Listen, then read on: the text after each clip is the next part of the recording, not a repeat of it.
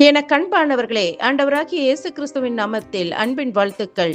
இயேசுவின் பாதத்தில் இன்று நாம் காணவிருக்கும் வேத பகுதியானது 1 சாமுவேலின் புஸ்தகம் 16ஆம் அதிகாரம் 7ஆம் வசனம். இந்த வசனத்தின் கடைசி பகுதி, கர்த்தரோ இருதயத்தை பார்க்கிறார் என்றார். ஹல்லேலூயா.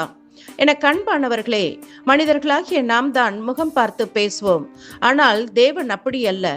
தேவன் இருதயத்தை பார்க்கிறவர்.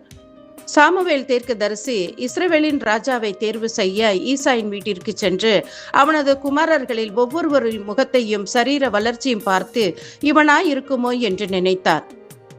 ஏனென்றால் ஈசாயின் குமாரர்களில் ஒருவருடைய இருதயம் கூட தாவீதின் இருதயம் போல் தேவனுக்கு உகந்ததாய் இல்லை. மேலும் இஸ்ரவேலை காலையிலும் மாலையிலும் அச்சுறுத்தி வந்த அந்த பெலிஸ்தியனை சவுலும் அவனுடைய சேனைகளும் வேடிக்கை பார்த்து கலங்கி கொண்டுதான் இருந்தது. பலசாலிகள் தேவனை அவன் இழித்து பேசும் பொழுது பதுங்கி கொண்டனர் என்றே சொல்லலாம். தாவீது தேவனை நிந்தித்து பேசிய பெலிஸ்தனுக்கு விரோதமாக நின்று அவனை வீழ்த்தினான். அவன் ஒரு யுத்த வீரன் அல்ல, அவன் ஒரு ஆடு மேய்க்கும் சிறுவன். ஒரே ஒரு கல் கொண்டு வீழ்த்தினான். மற்ற 4 கற்களும் அவனுடைய அடைப்பையில்தான் இருந்தது. பிரியமானவர்களே, தேவனை நிந்தித்தவனை அழிக்க தேவனுக்கு ஒரு தாவீது போதும்.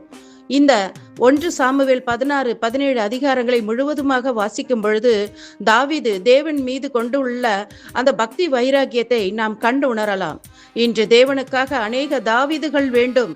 துதித்து முழங்கால் யுத்தம் செய்ய தாவீதுகள் வேண்டும். ஆமேன் என்று சொல்லி ஆயத்தமான இருதயத்தோடு நாம் ஜெபிப்போம். எங்கள் பரலோக தந்தையே, இந்த நாளை உம்முடைய கரத்தில் ஒப்பு கொடுக்கிறோம். எங்கள் இருதயத்தை உமக்கே அர்ப்பணிக்கிறோம். எங்களை வழிநடத்தும். இயேசுவின் மூலம் பிதாவே, ஆமேன்.